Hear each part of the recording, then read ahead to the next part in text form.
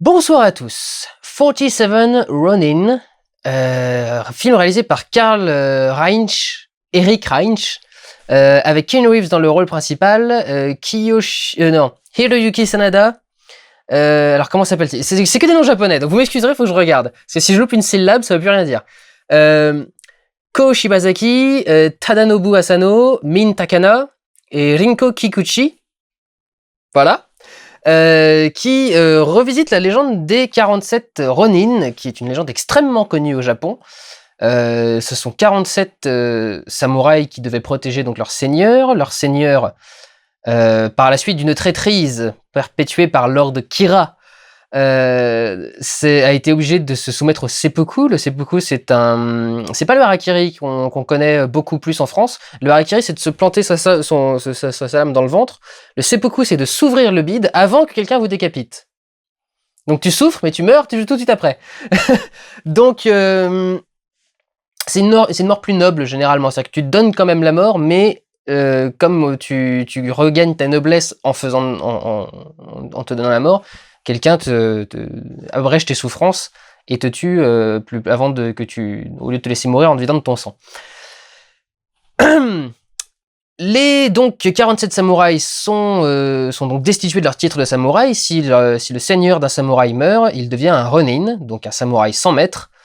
Et ces 47 samouraïs vont décider de venger leur maître, ce qui s'est effectivement passé. 2 ans après, ils ont fini par trancher la tête de Lord Kira et non, c'est Kai le héros. Merde, de Lord Kira et donc ont vengé la mort de leur maître. Le rôle principal de Kai est tenu par Keanu Reeves, qui est donc un occidental dans cette histoire japonaise, avec des acteurs japonais qui parlent tous en français, qui est à la fois basé sur la vérité historique et sur les légendes, parce que, y compris au Japon, les deux se mélangent. Donc c'est quelque chose d'assez étrange pour nous, et qui, évidemment, n'allait pas plaire aux Américains. Vous vous rendez compte, une culture qui a d'importance en dehors de la leur. Mais beaucoup de gens se rient de l'échec du film et pensent que ça veut dire que c'est un mauvais film. Le film est sorti le 25 décembre aux États-Unis. La fin de l'année, donc la période des fêtes, et le mois de janvier, c'est là où les films vont mourir. Donc déjà qu'un producteur américain ait eu l'idée de sortir un film avec 175 millions de budget sur un thème aussi étrange pour les Américains à cette période, c'est qu'ils ont voulu flinguer le film. Alors, certes, le développement a été un petit peu houleux, le script a été réécrit plusieurs fois pendant le tournage, mais ça arrive également sur le tournage des plus grands chefs-d'œuvre. Il y a des très grands films, évidemment, j'ai pas d'exemple en tête, parce que c'est toujours un moment où il faudrait que j'en ai un, que j'en ai pas, mais il y a certains des plus grands chefs-d'œuvre qui ont été tournés avec des scénarios qui étaient réécrits au fur et à mesure, voire même des films qui ont été improvisés complètement, donc il n'y avait pas de scénario à réécrire. Donc c'est pas parce que le film a dû être réécrit et le tournage interrompu au fur et à mesure, par des changements de décision, par le fait de tourner en 3D, par le fait de changer la vie, puisqu'à la base le film devait être tourné en japonais et finalement ils sont tous tournés en anglais, qui est clairement une décision de producteur d'ailleurs, parce que vu comment le film met le Japon sur un piédestal, c'était évident que le réalisateur voulait qu'il parle en japonais, et je pense que Keanu Reeves aurait été le premier à dire oui, parce que depuis qu'il a fait Matrix, ce mec a eu un coup de foudre pour le Japon et les arts martiaux, et d'ailleurs son film sort dans pas longtemps, Master of Tai Chi, qui n'a pas l'air terrible, mais bon, on verra bien. Mais enfin voilà, je pense qu'il aurait été tout à fait d'accord pour apprendre le japonais et parler japonais. Mais évidemment, le producteur a dit, ça va pas la tête, déjà que le film coûte 175 millions, si en plus vous le faites dans une autre langue que l'anglais, mais c'est hors de question. Donc je sais pas, enfin c'est quand même très bizarre comme comportement de producteur. Si tu produis un projet, c'est que tu y crois un minimum. Donc, enfin, soutiens-le au maximum, enfin jusqu'au bout. Enfin, c'est toujours problématique quand il y a des gros budgets en jeu. Karl Erik Reinich est le gendre de Ridley Scott, qui aurait dû faire Prometheus. Parce que ça fait 5 minutes que la vidéo a commencé, vous avez toujours pas, enfin 4 minutes 30, vous avez toujours pas mon avis. Si Karl Erik Reinich, qui devait réaliser Prometheus à la base, avait fait Prometheus, peut-être que Prometheus serait un bon film. Parce qu'en ce qui me concerne, bah j'ai kiffé. Alors c'est pas, évidemment, hein, c'est pas un chef-d'œuvre. Un film n'a pas besoin d'être un chef-d'œuvre pour être appréciable. C'est du gros divertissement. Ça Évidemment que ce n'est pas ultra fidèle à la légende déjà à la base et à tout ce qui a pu se faire. C'est pas la première adaptation qui a été faite de 47 Ronin déjà, enfin de l'histoire des 47 Ronin. Donc si vous voulez en voir une qui est fidèle, vous en avez plein, fait y compris par des Japonais qui vont pouvoir vous combler. C'est pas le but de celui-là. Le but de celui-là, c'est de porter une légende à l'écran. C'est de faire un film qui soit à la fois réaliste et basé sur la mythologie et sur la culture incroyablement riche du Japon. Et incroyablement belle surtout à voir. Le film est magnifique. Enfin, en tout cas, moi, je l'ai trouvé très très beau. J'ai été le voir en 3D. Je trouve que la 3D est assez dégueulasse, par contre. Ça se voit que c'est une post-conversion. Enfin, c'est pas qu'elle est dégueulasse. Il y a certaines scènes qui ont manifestement dû être post-converties en 3D et ça se voit et c'est moche. Et il y a certains autres passages où la 3D est assez illisible et donc j'ai un peu de mal à comprendre. Enfin, je trouvais qu'il y a quelque chose qui faisait mal au niveau des yeux. Mes yeux étaient fatigués pendant le film. C'est la première fois que j'ai les yeux qui fatiguent en voyant un film en 3D, c'est qu'il doit y avoir quelque chose qui va pas dans la 3D du film.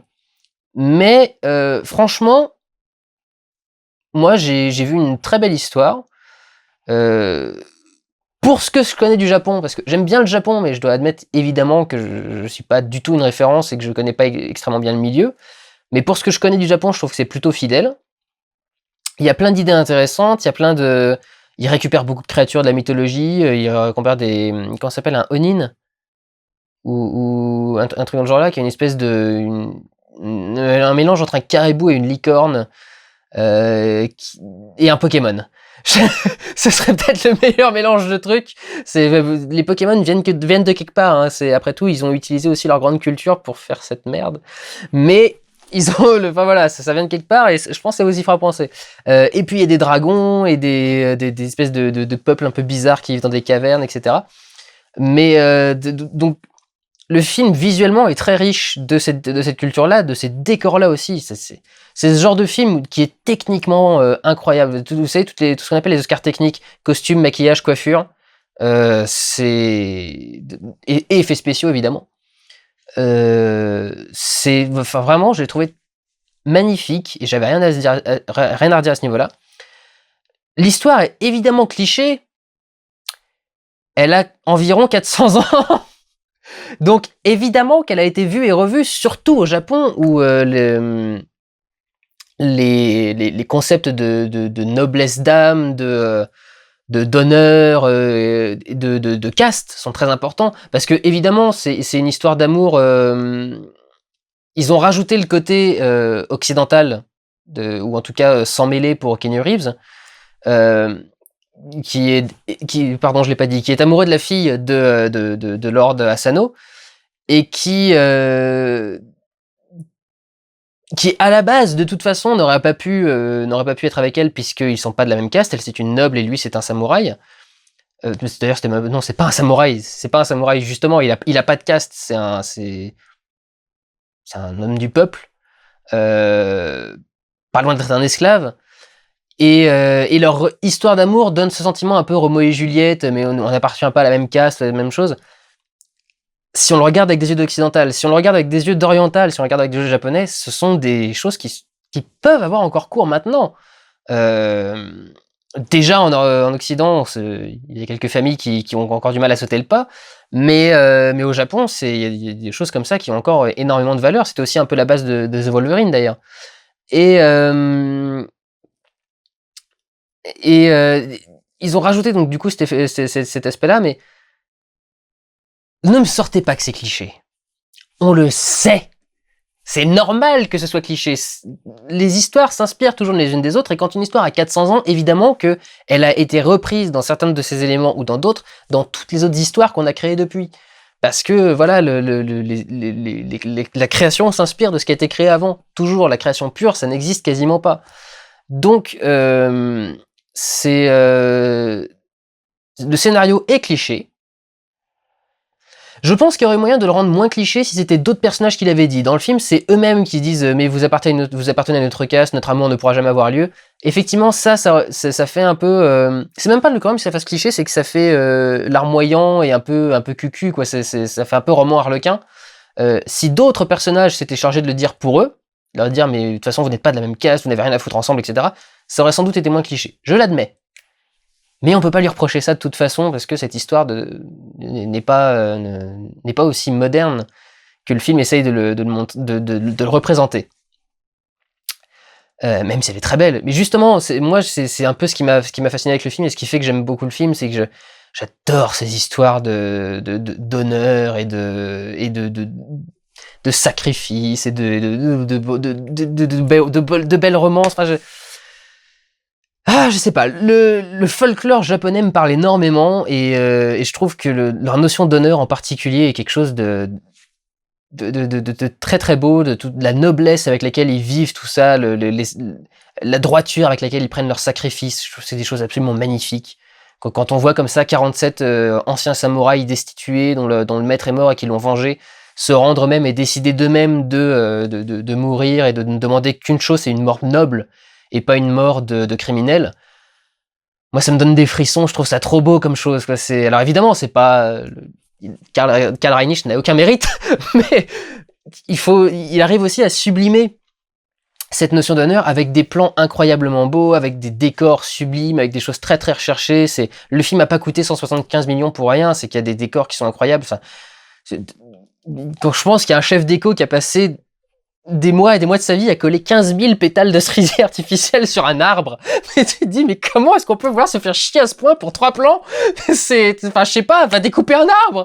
Et non, le mec, il les colle et tout, tellement c'est parce qu'il veut que ça reste là pour plusieurs, enfin, c'est beau. Je trouve ça magnifique. Et vraiment, le film est sublime. Je trouve que les effets spéciaux sont très bien foutus. Les personnages sont assez fascinants. Bon, Kai est finalement pas le plus intéressant de tous, encore qu'ils lui ont donné un côté un peu loup solitaire qui est pas trop mal. Oichi, qui est lui le samouraï, qui était le chef des samouraïs qui protégeait le seigneur Asano, est plus intéressant. Manifestement, c'est pas comme ça qu'il est représenté d'habitude. Il est censé être un peu plus droit et un peu plus une tête de con. Et là, il est plus humain, mais sans doute pour plaire plus au public américain. Parce que le gentil ne peut être que gentil, foncièrement. Mais quand même, je trouve le personnage plutôt intéressant. J'aime beaucoup le rôle de la sorcière, que je trouve très sympa. En plus, c'est Rinko Kikuchi qui l'incarne. Je m'étais même pas rendu compte. C'est celle qui joue dans Pacific Rim. Qui joue Mako dans Pacific Rim et qui était déjà très bonne dans Pacific Rim. Et qui, ici aussi, est assez douée. Et je trouve qu'elle... voilà, tous les effets qui entourent la sorcière sont magnifiques. Ce truc avec ses cheveux, quand elle essaie de faire manger la nana avec ses touffes de cheveux qui tiennent des baguettes et qui lui apportent les pics comme ça, je trouve c'est génial, j'adore ce genre d'image. Et il y a un travail d'ailleurs au niveau des effets spéciaux qui est assez dingue. Je veux dire, même moi qui sais assez bien les repérer, il y a des trucs là que je voyais qui étaient manifestement faits en image de synthèse. Je me dis putain, c'est là vraiment c'est photoréaliste, j'arrive pas à faire la différence. C'est peut-être la 3D, cela dit. Mais il y a tout un tas d'effets où son kimono vole vide sans qu'elle soit visible dedans et ça fait des courbes et des machins et comme les dragons, comme les serpents que vous voyez sur les tapisseries. Et il y a un travail pour récupérer la bonne lumière de la pièce avec en fonction des obstacles. Vraiment, les effets spéciaux sont assez bluffants. Donc voilà, moi en ce qui me concerne, j'ai plutôt bien apprécié et je trouve ça plutôt pas mal. Alors après, ce sera à vous de faire votre avis. Je vois que les notes des spectateurs sur Allociné sont plutôt positives, ça s'approche plus du 4. Voilà, pour moi, si ce film n'a pas marché aux États-Unis, c'est qu'il est surtout mal sorti. C'est vraiment janvier, c'est là où les films vont mourir, que ce soit en France ou aux États-Unis d'ailleurs. Parce que de toute façon, personne n'a la tête à aller au cinéma, on est dans les fêtes de famille, on est entre nous et on n'a pas envie d'aller au ciné. Donc les films qui sortent à ce moment-là, généralement, ne marchent pas, et c'est là qu'on envoie les projets auxquels on ne croit pas. Je trouve ça dingue quand même qu'un producteur ne croit pas à un projet dans lequel il met 175 millions. Prenez soin de vous, allez voir des films, et je veux dire, sayonara.